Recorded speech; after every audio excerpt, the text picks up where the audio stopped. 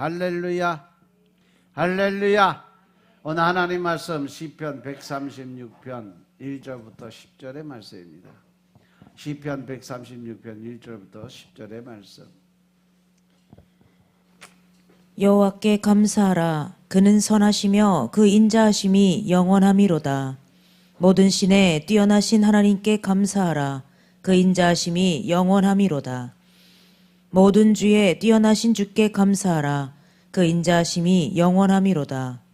홀로 큰 기사를 행하시는 이에게 감사하라. 그 인자하심이 영원함이로다. 지혜로 하늘을 지으신 이에게 감사하라. 그 인자하심이 영원함이로다. 땅을 물 위에 펴신 이에게 감사하라. 그 인자하심이 영원함이로다. 큰 빛들을 지으신 이에게 감사하라. 그 인자하심이 영원함이로다. 해로 낮을 주관케 하신 이에게 감사하라. 그 인자하심이 영원함이로다. 달과 별들로 밤을 주관케 하신 이에게 감사하라. 그 인자하심이 영원함이로다. 애굽의 장자를 치신 이에게 감사하라. 그 인자하심이 영원함이로다. 아멘. 할렐루야. 우리 하나님 참 좋으신 하나님이십니다. 이 시간도 하나님의 은혜와 평강이 여러분들과 여러분들의 가정과 직장과 사업장 그리고 여러분들의 자녀들까지 하나님의 은혜가 흐르고 넘치도록 채워지길 주 이름으로 축원합니다.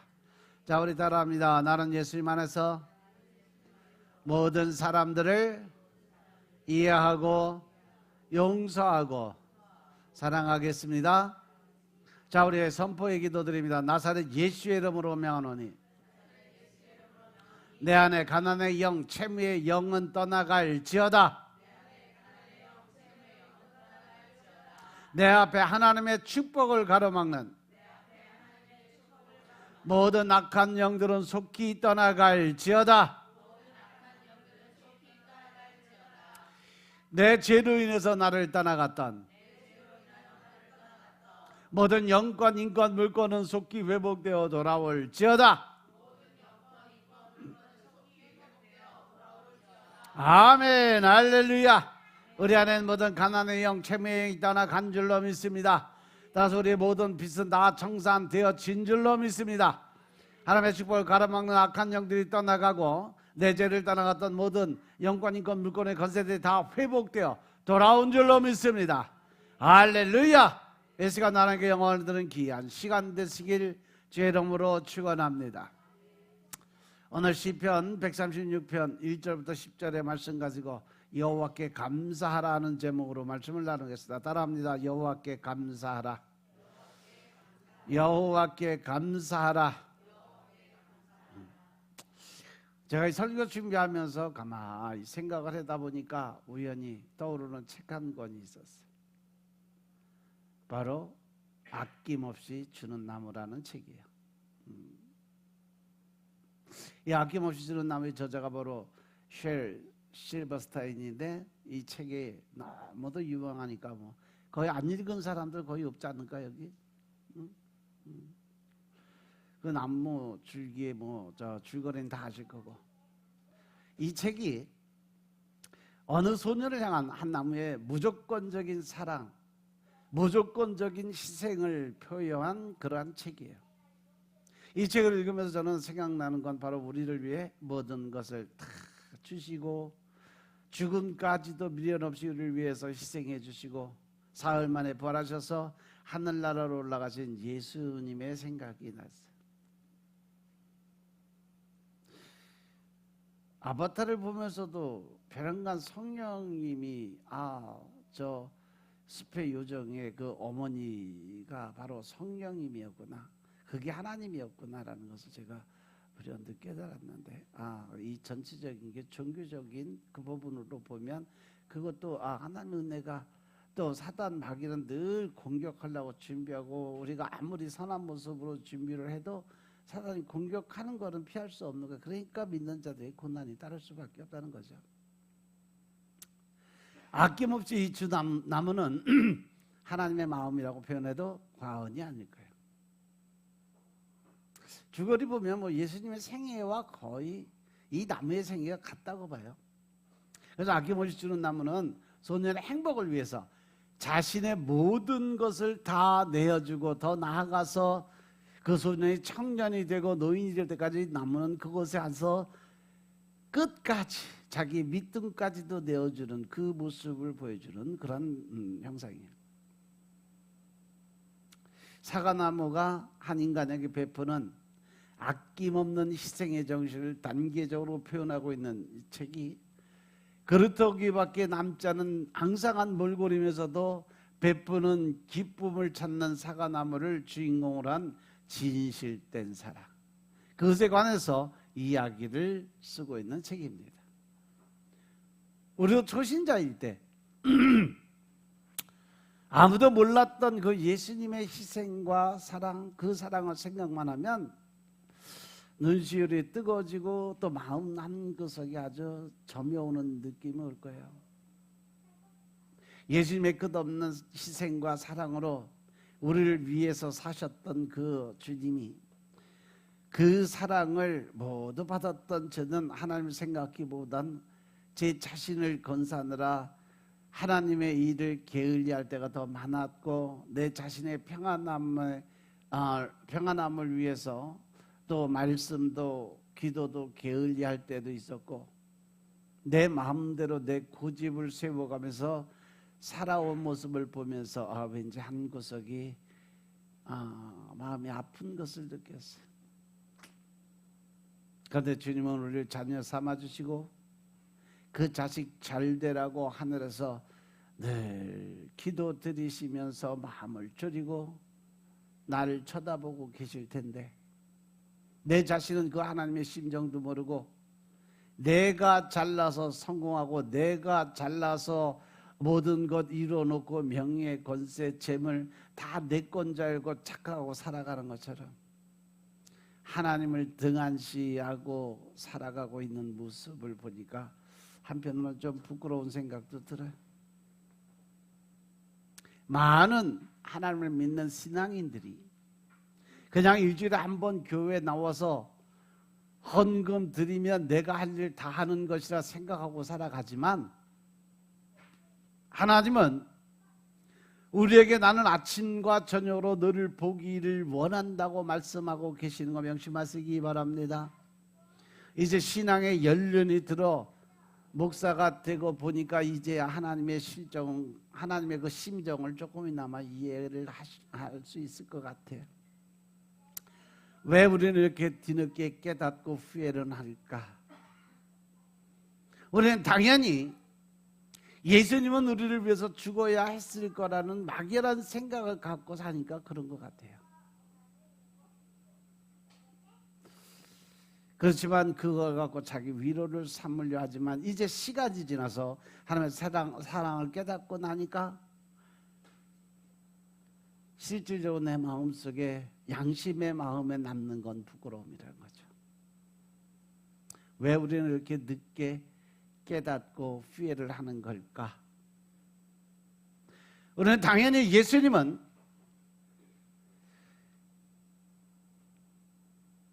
나를 위해서 죽어야 마땅했던 것이다, 그것이 하나님의 계획이고 뜻이었다라는 자기 위안을 삼는 것 자체가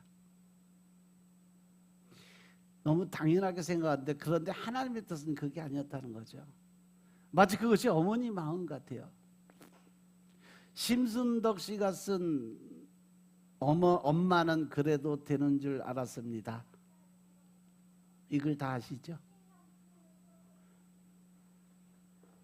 이 심순덕 씨가 쓴 엄마는 그래도 되는 줄 알았습니다를 묵상하면서 어머님의 사랑 속에 들어있는 나의 무지함을 다시 한번 생각해 볼 때가 아닌가.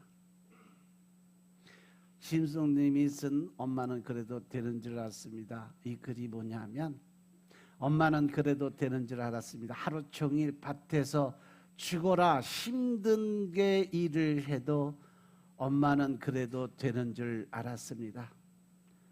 찬밥 한 덩어리로 대충 부뚜막에 앉아 점심을 때워도 엄마는 그래도 되는 줄 알았습니다. 한겨울 시냇물에서 맨손으로 빨래를 방망이질 해도 엄마는 그래도 되는 줄 알았습니다. 배부르다 생각 없다 식구들 다 먹이고 굶어도 엄마는 그래도 되는 줄 알았습니다. 손톱이 깎을 수 없이 닳고 문드러져도 엄마는 그래도 되는 줄 알았습니다. 아버지가 화내고 자식들이 속썩여도 끄떡없는 엄마는 그래도 되는 줄 알았습니다. 외할머니가 보고 싶다. 그냥 그것이 녹두리인 줄 알았는데 한밤중에 자다 깨어 방구석에서 한없이 소리 죽여 울던 엄마를 본 후론 아, 엄마는 그러면 안 되는 것이었습니다 라는 글이에요. 모든 것이 엄마니까 당연히 그래야 된다는 생각을 가지고 살았는데 어느 날 보니까 인간적인 자기의 엄마의 모습을 보니까 아, 엄마도 나와 같은 사람이었구나라는 걸 생각하니까 엄마는 그러면 안 된다는 걸 깨닫게 되는 거예요. 바로 이 어머니의 마음이 무지한 나와 사랑의 예수님과의 관계가 아니었을까. 바로 이 아낌없이 주는 나무라는 제목이 짧지만 감동이 깊은 그림 동화가 우리 자신을 깊이 돌아보게 만들어요. 그 소년이 어떤 나무 한 그루와 같이 놀면서 자라요. 매일같이 그 나무를 찾아와서 기어오르기도 하고 그네도 타기도 하고 그리고 놀다가 지치게 되면 그 나무 그늘에서 잠을 자고 쉬기도 하고 평안을 찾기도 했던 나무예요. 하지만 소년이 나이가 들면서 그 나무를 찾아와 놀다가는 횟수가 점점 줄어들게 되죠. 그 대신에 자기가 무언가 필요한 것이 생길 때마다 그 나무를 가끔 찾아오곤 했는데 그럴 때마다 그 나무는 자기가 줄 수 있는 모든 것을 그 소년에게 아낌없이 베풀어 줍니다. 소년이 돈이 필요할 때 찾아오니까 자기 열매를 다 따가서 팔아서 돈을 벌어서 쓰라고 하죠. 소년이 집이 필요하다고 하니까 자기 가지를 몽땅 베어서 목재로 만들어서 집을 지으라고 이야기를 해요. 나중에 소년이 먼 나라로 여행 가고 싶다고 하니까 자기 등치까지 완전히 잘라서 그 나무로 배를 만들어서 배를 타고 세계 일주 여행을 떠나게 만들어줘요.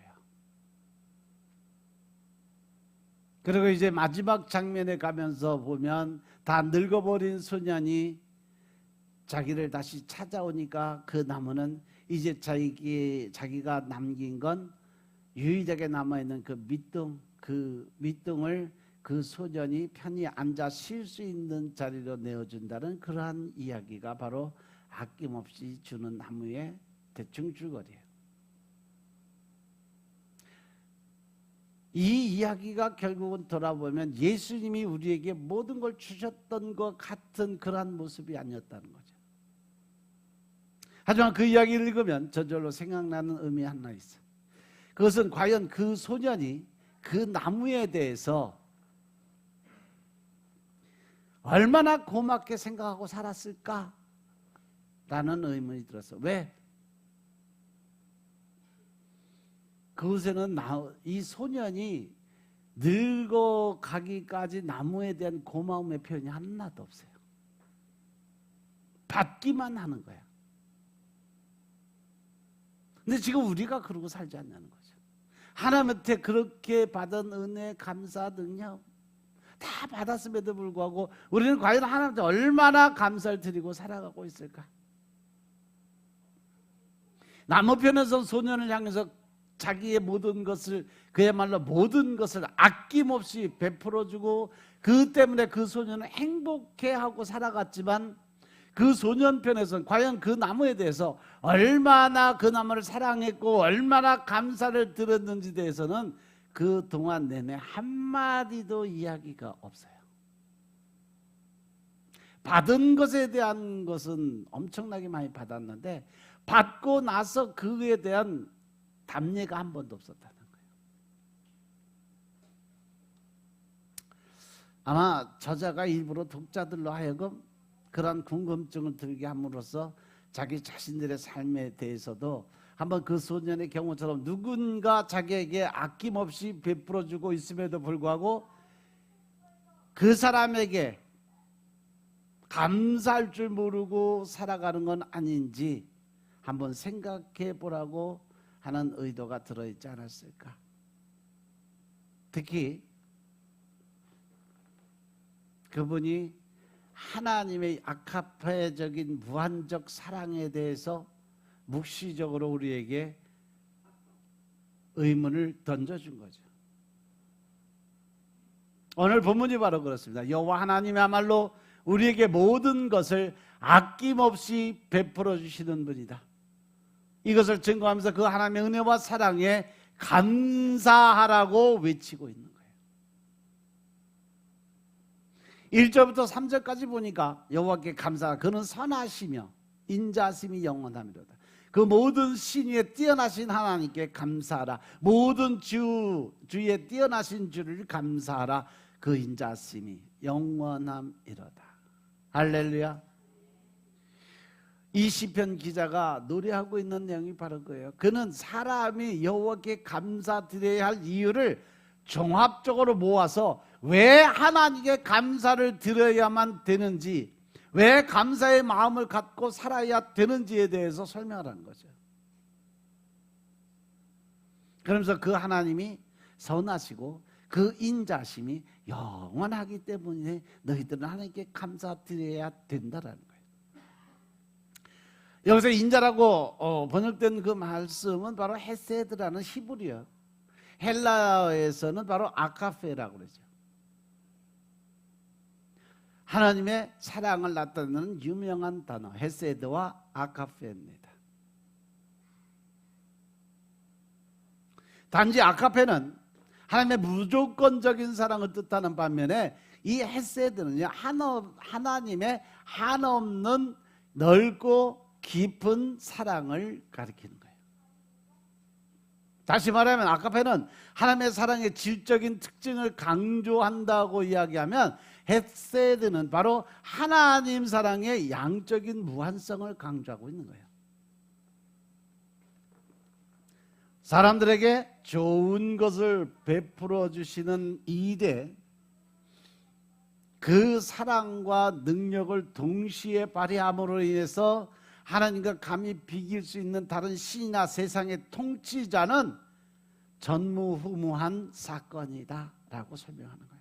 이 땅에 하나님 이외에는 어떠한 신도 하나님 같은 이러한 사랑, 무한적인 사랑, 대표적인 그런 사랑을 사람들에게 줄 수 있는 신은 세상에 없다라는 단정을 져주는 거죠. 그래서 바로 그런 까닭에 20편 기자가 모든 신에 뛰어나신 하나님, 모든 주에 뛰어나신 주께 감사하라고 연이어서 외치는 거죠. 그렇다면 그런 하나님의 지극히 깊고 넓은 인자하심, 즉 양적으로 한이 없는 하나님의 헤세드 사랑은 보다 구체적으로 어떻게 나타나고 있는 것일까? 오늘 저와 여러분 이 특별한 날을 맞이해서 우리 성도들이 좀 더 풍성하게 하나님의 사랑을 받고 누릴 수 있는 자리에 서길 주 이름을 축원합니다. 그러면서 오히려 감사를 잊어버리기 쉬운 것들, 그럼에도 불구하고 하나님께서 예나 지금이나 변하지 않고 아낌없이 베풀어 주시고 계시는 사랑이 어떠한 것들인지 한번 생각해 보기로 하겠어요.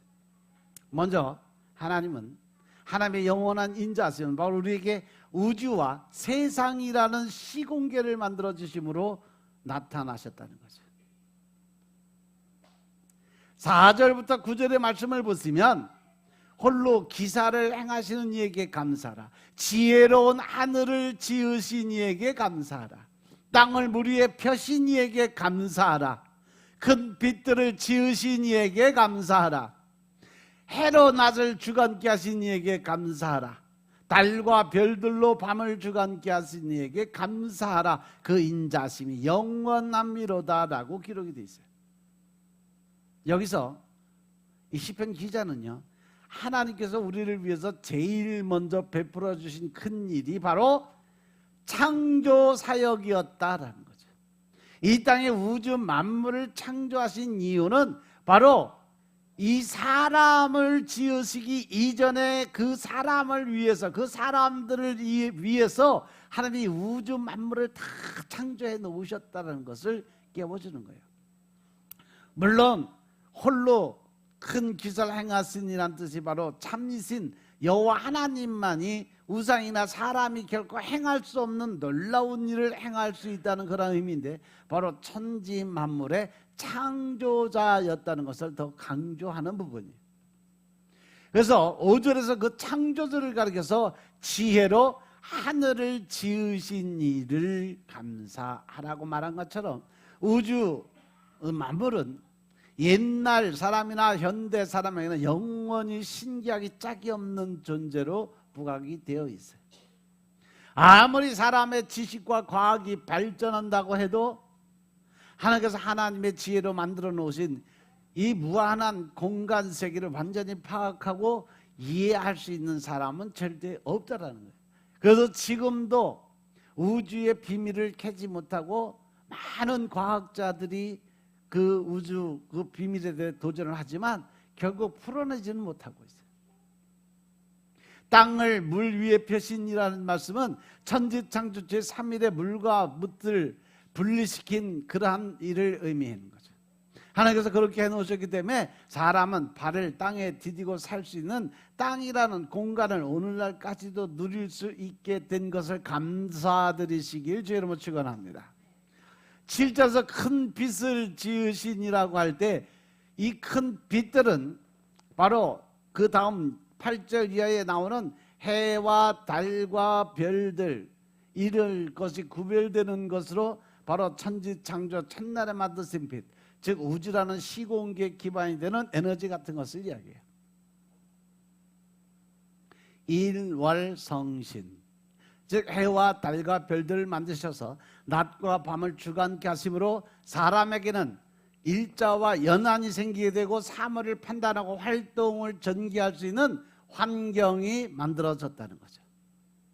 이처럼 하나님께서는 온 우주 만물을 먼저 완벽하게 만들어 놓으신 후에야 비로소 마지막 날 여섯째 날에 사람을 만드셨어요. 그래서 그 모든 자연이 하나님께서 사람을 위해서 미리 예비해 주신 적합한 생존 환경으로 예비가 되었음을 의미하고 있는 거죠. 그래서 사람이 살아가게 만들기 위해서 우주 만물을 다 창조하시고 일어성신 다 만드시고, 그리고 나서 사람을 만들어서 거기서 누릴 수 있는 축복을 얻게 만들어 주셨다는 거예요. 사람은 자연 속에서 우연히 잘 진화돼서 뭐 원숭이가 고릴라가 뭐 진화가 돼서 인간이 됐다, 그래서 만물의 영장이 된 것이 결코 아니라는 것을 분명하게 선을 그어 주습니다. 하나님께서 땅에서 생육하고 번성하고 충만하고 그 땅을 정복하고 다스려서 하나님께 영광을 돌릴 존재로 애초에 계획하고 만들어 놓기 때문에 우리는 이렇게 이 땅에서 살아가게 되었음을 믿으시기 바랍니다. 이처럼 하나님의 창조 사역은 하나님의 한없는 인자심을 제일 먼저 보여준 사건이에요. 사람이 기식하고 살고 있는 공간계와 사람이 수완을 누리며 살고 있는 시간계, 그리고 모든 인간이라는 존재의 근거지와 배경이 되는 이 세계를 바로 하나님께서 만들어서 우리들에게 제공해 주셨음을 믿으시기 바랍니다. 다시 말해서 저와 여러분들이요, 오늘도 두 발을 대지에 딛고 공기 호흡하면서 사시사철과 주야를 누리고 살 수 있다는 것은 바로 하나님의 사랑을 이미 우리가 엄청나게 받고 살아가고 있다는 사실을 깨달으라는 거예요. 하다못해 우리가 이 그냥 무한적으로 마시는 공기도 5분만 끊어놓으면 여기서 살 사람 몇 명 안 돼요. 다 죽어요. 근데 하나님은 이 생기 자체를 끊이지 않고 계속 공급해 주시잖아요. 왜? 하나님의 작품이 살아 움직이라고. 그렇다면 이 모든 것은 과연 누가 주신 것일까? 바로 누가 우리에게 하늘이라는 무너지지 않는 지붕을 주셨고, 땅이라는 꺼지지 않는 바닥을 주셨을까? 누가 오늘도 바닷물의 경계를 정하시고 이 땅을 침범하지 못하도록 지켜주고 계시는 것일까? 누가 지금 이 순간에 저 광활한 천체 수많은 항성과 횡성들을 한치의 오차도 없이 돌리시면서 사람의 존재를 위해서 시공세계라는 이 부동의 근거지를 유지시켜 주고 계시는 것일까? 그러한 기사를 행하실 수 있는 분은 오직 참 신이시고 전지전능하신 절대자이신 여호와 하나님 외에 그 어느 누구도 될 수 없다는 사실을 믿으시기 바랍니다. 사람이 자기가 지금 살고 있는 이 시공계가 그저 우연히 창조되었다고 아니면 뭐 원인도 알 수 없게 존재해 왔다고만 간주하는 것은 자연계에 대한 가장 큰 무지, 그뿐 아니라 가장 창조주에 대한 중대한 배은망덕한 모습인 것임을 깨달으시기 바랍니다. 대체 우주와 세상을 하나님의 지혜와 능력으로 창조하시고 이 모든 것들을 오늘날까지 우리 한 사람 한 사람의 생존을 위해서 완벽하게 제공하고 누리게 해주신 이 하나님, 모든 신에 뛰어나신 여호와 하나님께 진심으로 감사를 드릴 수 있는 여러분들의 삶이 되시길 주의 이름으로 축원합니다. 두 번째로 뭐냐? 하나님의 무한한 사랑은 우리의 영혼을 죄와 사망에서 건져내신 구원을 통하여 증거가 되었어요. 10절부터 15절에 보니까 애굽의 장자를 치신 이에게 감사라고 그랬고, 이스라엘을 저희 중에 인도하여 내신 이에게 감사하라. 강한 손과 펴신 발로 인도하여 내신 이에게 감사하라. 홍해를 가르신 이에게 감사하라. 이스라엘로 그 가운데로 통과하게 하신 이에게 감사하라. 바로와 그 군대를 홍해에 엎드러뜨신 이에게 감사하라. 그 인자하심이 영원함이로다라고 감사를 드렸어요. 여기서부터 이 시편 기자는 적어도 하나님의 백성이라고 하면 결코 잊을 수 없는 아주 특별한 감사 제목에 대해서 설명을 하고 있는데, 바로 출애굽 사건의 구원이었죠. 10절에서 말하는 애굽의 장자를 치신이라는 표현은 그 출애굽 구원의 클라이막스에 해당되는 사건을 강조한 거예요. 세상에 온갖 종류의 재앙들이 있지만 한 민족의 장자들만 몽땅 다 죽인다는 것은 역사상 그 비슷한 유래조차를 찾을 수 없는 최대의 재앙이었어요. 장자들이 다 죽고 나면 그 나라는 어떻게 돼요? 망하게 되어 있어요. 종족 번성이 무너지게 되어 있어요. 이처럼 하나님께서는 하나님의 백성을 그 종되었던 땅에서 건져내기 위해서 모든 수단과 방법을 아낌없이 동원하시던 중에 바로 이 재앙을 통해서 이스라엘의 원수에게 치명타를 가하신 거죠. 그 모든 것이 바로 이스라엘을 저희 중에서 인도하여 내시기 위함이었다라고 설명을 했어요. 하나님께서는요, 특별히 하나님을 사랑하시는 이스라엘을 애굽과 섞어 놓아 둘 수가 없으셨고, 반드시 완전히 이스라엘과 애굽, 하나님의 백성과 이방인들을 구별을 해놔야 되어야만 했어요. 그만큼 하나님의 백성들을 향한 하나님의 사랑은 특별히 아주 각별한 사랑이었어요. 그 외에도 하나님께서 이스라엘을 강한 손과 펴신 발로 인도하시는 역사를 계속하셨죠. 홍해를 가르신, 그 이스라엘로 그 가운데로 통과하게 하신, 반석을 쳐서 물이 쏟아지게 하고 그 쓴 물을 이 다른 물로 바꿔 놓는 사건들, 만나와 메추라기가 아침 저녁 쏟아졌던 그 하늘, 우리가 찾아서 감사드리라고 생각하면 엄청나게 많은 감사의 제목들이 있음을 깨달으시기 바랍니다. 이스라엘이 일단 출애굽한 이후에 곧 맞이하게 된 홍해가 그들을 순식간에 완전 절망 상태로 빠뜨렸어요. 뒤에는 애굽 군사, 앞에는 홍해가 가로막고 있으니까 진퇴양난이요. 바로 그 순간 하나님께서 또 한 번의 전무후무한 기적을 만드십니다. 홍해 바다를 쫙 가르시는 사건. 밤새도록 동풍을 불게 해서 그 바닥이 마른 땅을 만드는 것처럼 그렇게 완전히 말려서 이스라엘 백성들이 지나가기 편하게 만들어줬어요.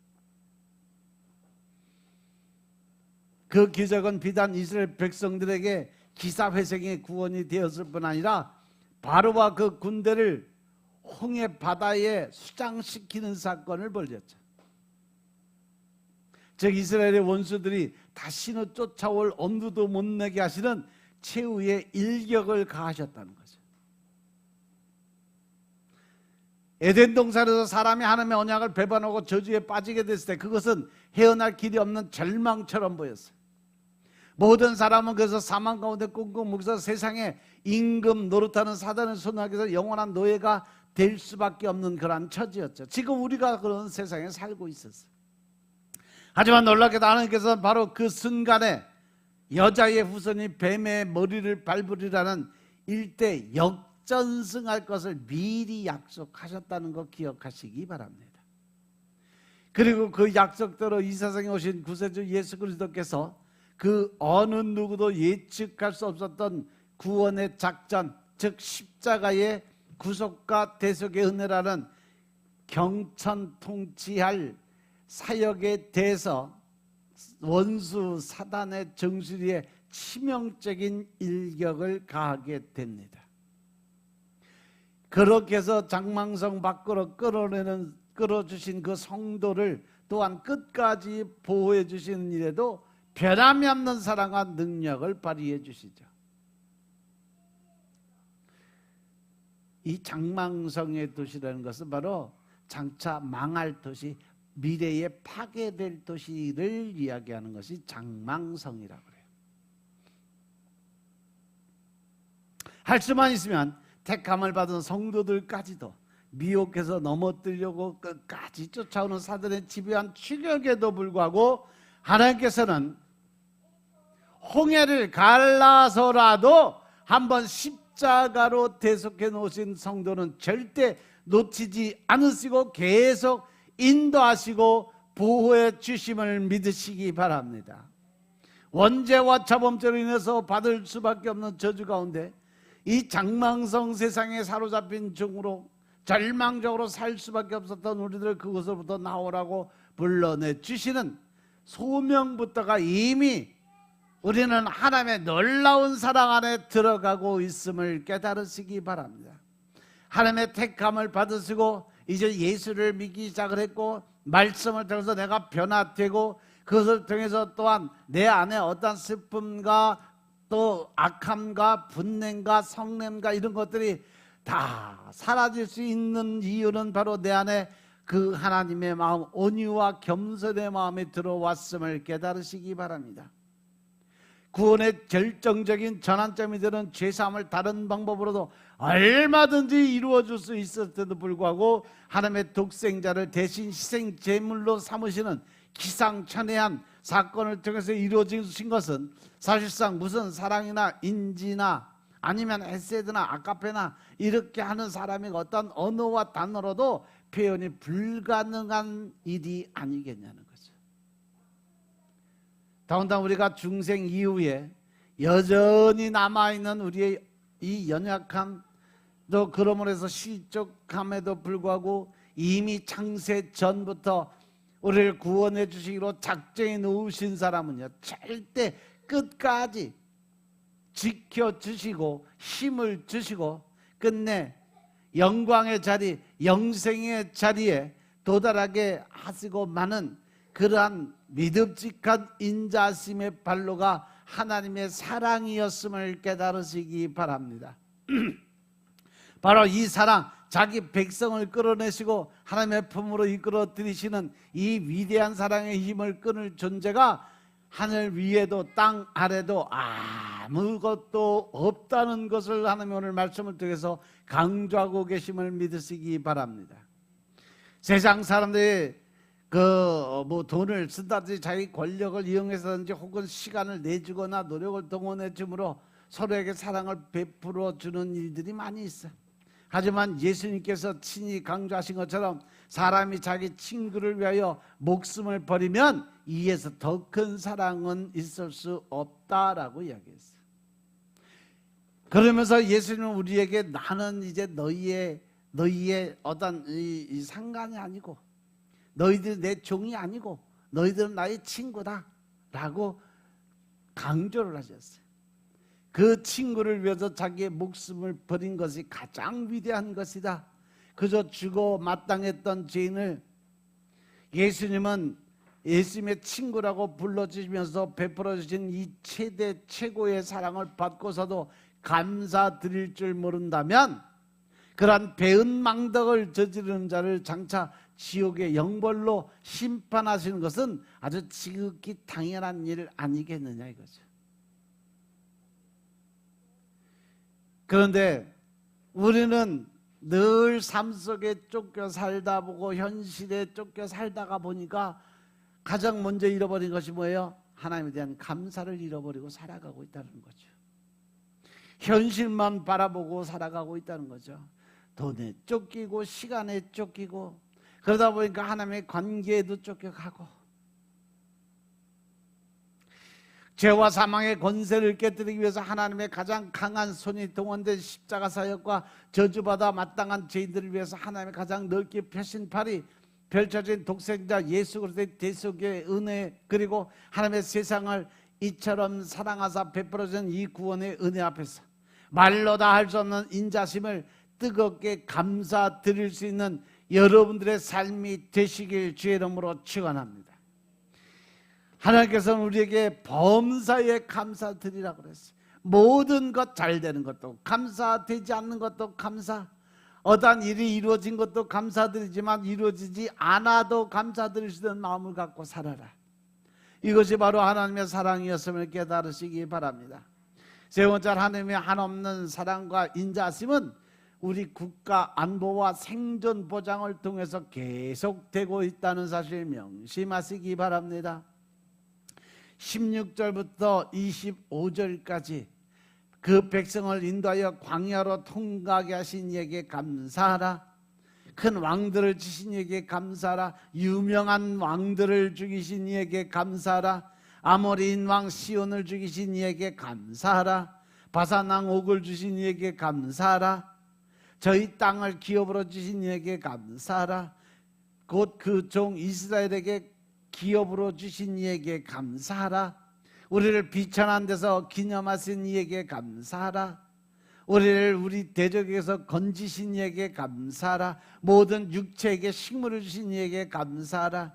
하늘의 하나님께 감사하라. 그 인자심이 영원함이로라고 찬양을 드렸어요.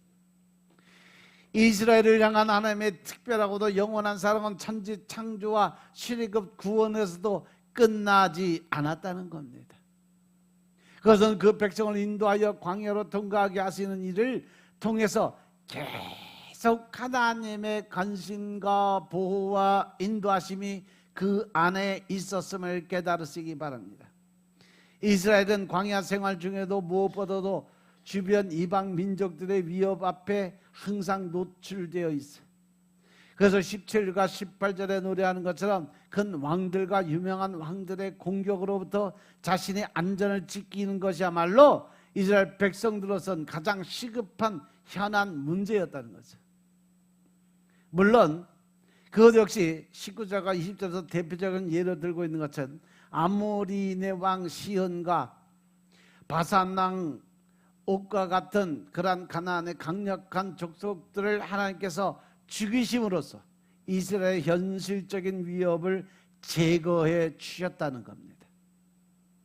나중에 23, 24절에서 다시 한번 강조한 것처럼 오늘 신라 하나님께서 이스라엘을 비천한 데서 기념하시니 즉 애굽에서 종살이하는 가장 비참한 처지에 있음에도 기념하는 즉 기억해주고 구원했을 뿐 아니라 대적에게서 건지시니 즉 광야 행군과 가나안 정착 이후에 계속되는 원수들의 위협으로부터 계속 지켜주신 하나님의 모습을 보라는 겁니다. 또한 그 결과 이스라엘 백성들은 자기들이 정착하고 살 땅을 드디어 소유하게 되었다는 겁니다.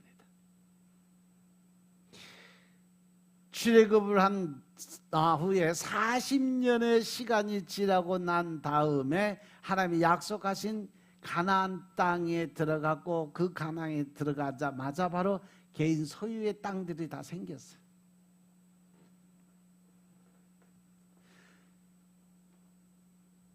또한 그 결과 이스라엘 백성들이 정착하고 살 땅을 받은 21절과 22절에서 저희 땅을 기업으로 주시니 곧 그 종 이스라엘의 기업으로 주시니라고 감사 찬양하고 있는 대로 르벤과 갓과 므낫세 반 지파는 아모리인과 바산인들의 땅이었던 요단강 동편 지역을 자기 소유의 기업으로 얻게 되었습니다.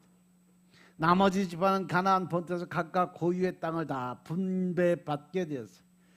그렇게 함으로써 이스라엘은 나그네와 우거하는 자라는 서러운 딱지를 비로소 띄게 되었고, 안정된 생활에 터져넣어서 완전한 정착된 생활을 시작할 수 있었어요. 물론 그 전부터 오로지 모든 육체에게 식물을 주시는 하나님 덕분에 광야라는 척박한 환경에서 120만 명이라는 대집단이 무려 40년을 살면서도 매일매일의 생명을 유지할 수 있었던 것도 두말할 필요도 없었다는 거죠. 큰 왕들과 유명한 왕들도 다 죽어버렸고, 강대국들과 대제국들은 다 소멸하고 말았지만, 오직 그 작은 이스라엘만이 바로 그 하나님의 보호 덕분에 오늘까지도 망하지 않고 세계의 모든 것을 주관하고 끌어가는 주체자가 되고 있음을 깨달으시기 바랍니다. 이스라엘이요, 사회, 경제, 문화 모든 면에서 전 세계에 지금 최고를 달리고 있는데, 이스라엘 자본이 이스라엘 사람들이 가지고 있는 자본만 한 군데로 딱 땡겨버리면 전 세계 경제가 무너져. 왜? 그들이 가지고 있는 이 경제권이 거의 3분의 1이에요. 이스라엘 그 유명한 사람들이 가지고 있는 물질적인 게. 이 대한민국이 조그만 땅덩어리에서 지금까지 존속하고 있다는 것은 결코 쉬운 일은 아니에요. 과거로부터 이 한반도는 주위의 강대국들이 호시탐탐 노리던 땅이었어요. 근대에 들어와서도 마찬가지 열강들이 서로 군침을 흘리며 바라보는 요지가 바로 이 대한민국 땅이에요. 공산권과 자유권의 딱 중앙에 분리가 돼갖고 마지막 이 땅에 남은 공산권과 이 자유권의 딱 핵심 포인트가 한국 땅덩어리예요. 어떤 사람은 그러더라고요. 만약에 한국이 공산화되면 전 세계가 공산화될 확률이 90%래요. 그 대신 북한이 자유화가 되면, 민주통일이 되면 전 세계의 이 공산권이 무너질 확률이 98%래요. 그래서 이 땅, 바로 이 대한민국 땅 하나가 전 세계 모든 것을 좌지우지할 수 있는 가장 핵심 파워 포인트예요. 그래서 공산권도 소련도 중국도 북한을 잡고 있는 거고, 일본도 미국도 한국을 잡고 있는 이유가 그거예요. 그래서 서로 전쟁은 절대 못 일어나요. 한국 남북 전쟁이 일어나면 3차 대전이 일어나서 지구 멸망하는 거 순간이에요. 핵폭탄 다 쏠 거니까. 그러니까 지금 다 뽀개져요. 그래서 서로 지금 참고 눈치만 보고 서로 으르렁대고 있는 거예요. 그 중한 땅덩어리를 하나님이 왜 전 세계 가장 작은 아주 지방울 만한 그러한 땅덩어리를 왜 그 가장 핵심 포인트 딱 가운데 놔두고 서로 경쟁하게 만들었을까? 제가 얼마 전에도 말씀드린 것은 하나님이 때가 거의 다가왔다고 말씀하셨어요. 어떻게 보면 빠르면 여러분들이 숨 쉬고 있는 동안에 오실 수도 있어. 왜? 배란간 불안해졌어?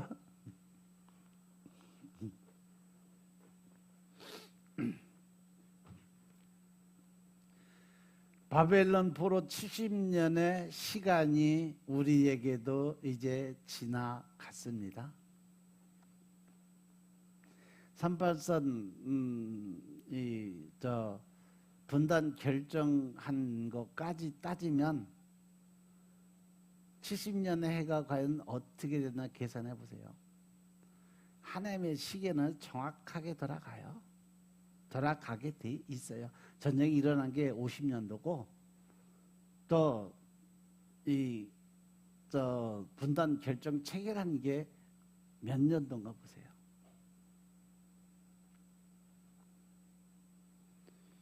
(70년에서) 75년 사이에 뭔가 분명히 일어납니다. 남북 통일이 일어나든지 북한 내에서 데모가 일어나서 그 정부가 무너지든지.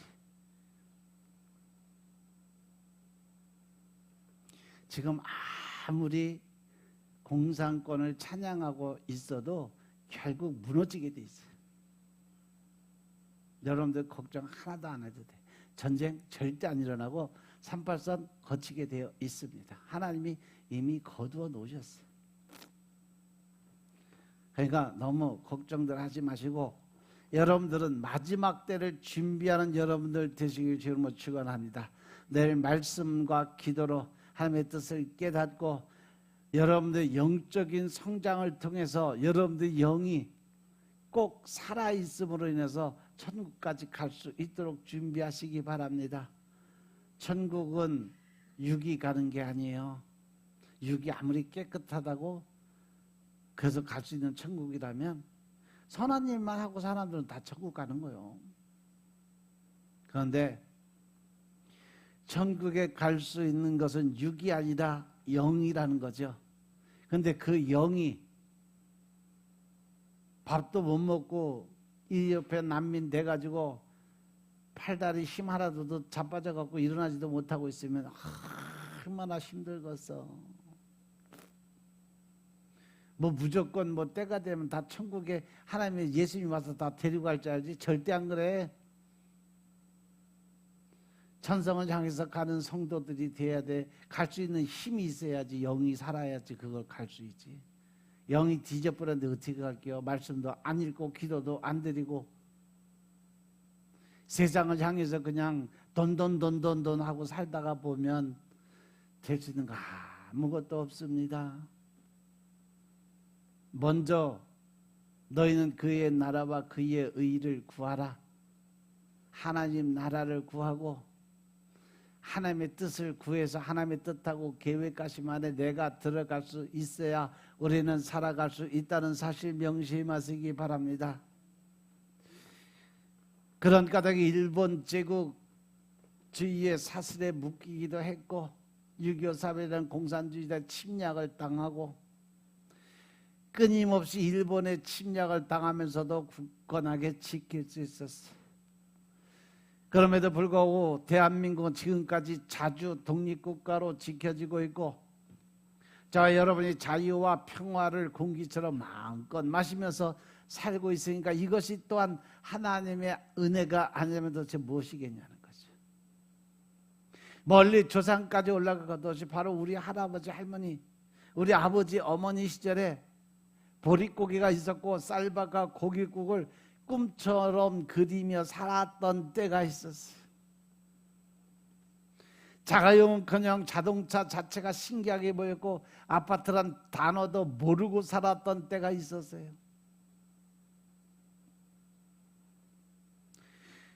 그러면서 우리도 한번 잘 살아보겠다고 구호가 생기고 부모들의 평생 소원이 됐고 어떻게 살아도 내 자식은 꼭 나와 같은 인생 살지 않겠다. 그래서 일어난 것이 교육열이에요. 그분들의 가슴에 한처럼 맺혀 있던 것이 바로 내 자식은 나보다 잘 살게 만들어서 공부시킨다는 거죠. 그런 열정을 가진 어른들이 계실 때가 바로 엊그제 같았어요. 그래도 오늘날 이 발전된 대한민국을 보면서 이처럼 급속하게 성장된 우리 사회를 보면서 우리 하나님께 뜨겁게 감사드리는 마음이 어떻게 들지 않을 수가 있겠냐는 거예요. 특별히 하나님을 믿는 여러분들은 더더욱 하나님의 은혜에 감사를 드릴 줄 알아야 된다는 사실 명심하시기 바랍니다. 이 나라 이 백성이 이처럼 이념 혼란에 빠져 있음에도 불구하고 휴전선이 지키고 있는 것은 그 철책 때문이 아니라 바로 하나님의 군대, 하나님의 군사들, 천군 천사들 그 38선을 지키고 있기 때문인 것임을 믿으시기 바랍니다. 경기가 어려운 때다 할지라도 그래도 옛날처럼 굶어 죽는 사람이 나오지 않는 것도 우리나라의 이 경제 즉 재경부가 잘해서가 아니에요. 바로 하나님께서 우리에게 기업을 주시고 이러한 양식을 제공해 주셨기 때문인 것임을 믿으시기 바랍니다. 지금 이 순간에도 전쟁의 화염과 내전의 혼란에 휩싸여 있는 나라들이 온 세계에 수두룩해요. 우리는 어떻게 생겼는지 무슨 맛인지도 모르는 강냉이젓 한 그릇 못 먹어서 굶어 죽어가고 있는 사람들이 바로 지척에 북한에 수백만 명이 있다는 사실을 생각해 본다면 저와 여러분들이 오늘 평안히 누리고 있는 이 예배 자리 자체도 오늘 하루 종일 먹는 것도 아무 걱정 없이 먹고 마신 것도 다 하나님의 주신 은혜인 것임을 생각할 때 얼마나 감사드리지 않고 살 수 있겠냐는 거죠.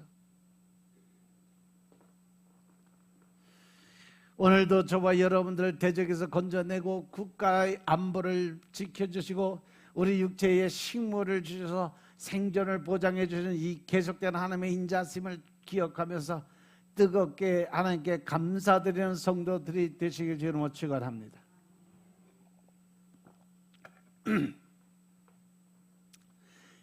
그래서 26절에 보니까 하늘에 하나님께 감사라 그 인자심이 영원하미로라고 노래를 합니다. 인자는 하나님의 속성들 중에 사람을 향해서 발휘해주는 최고 최대의 성품.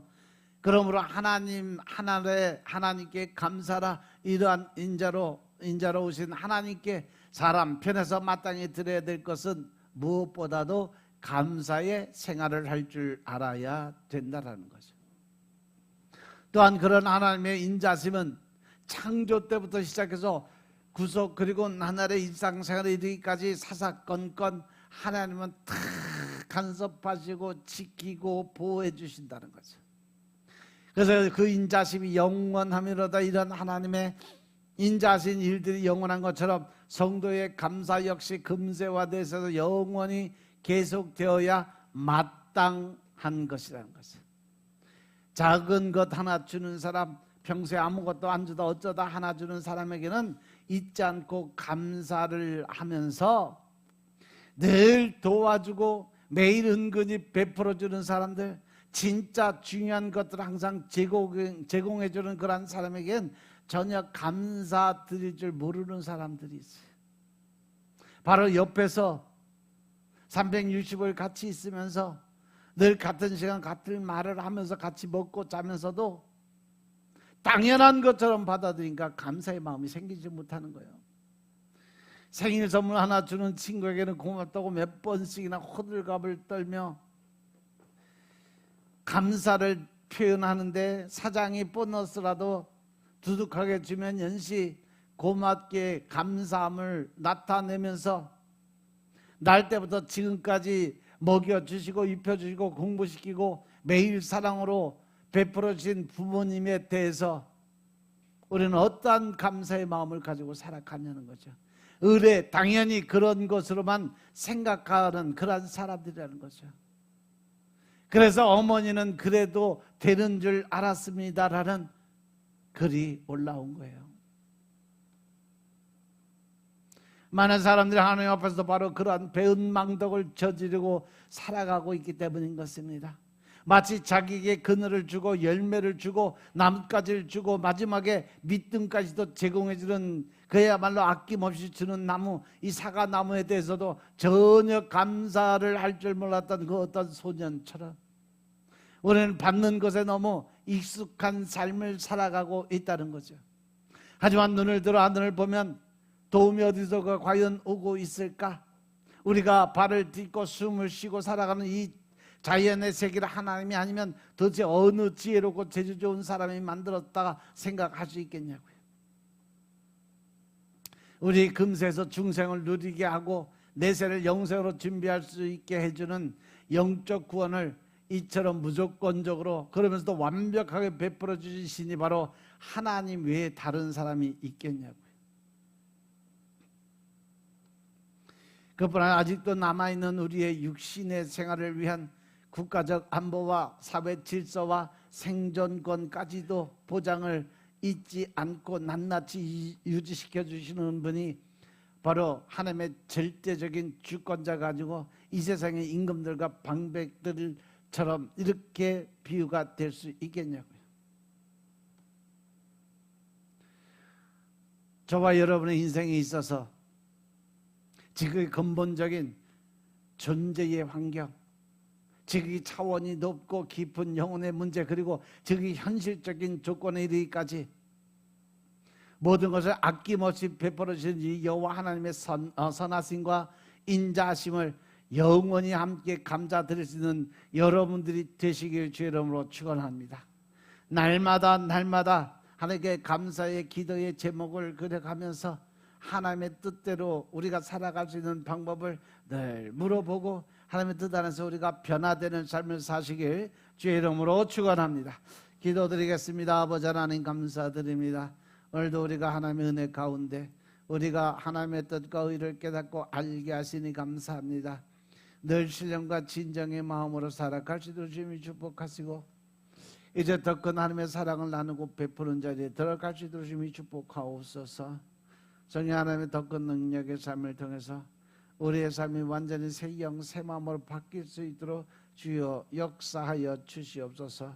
우리의 생각과 열정의 마음이 하나님의 뜻과 의로 세워갈 수 있도록 축복하시고 오직 주님의 나라를 향해서 달려갈 수 있도록 주님이 축복하옵소서. 성령 하나님 인자심을 통해 우리의 늘 새 영 새 마음을 받고 살아갈 수 있도록 축복하옵소서. 모든 말씀 우리 주 예수 그리스도의 이름으로 감사드리며 기도드렸사옵나이다. 아멘.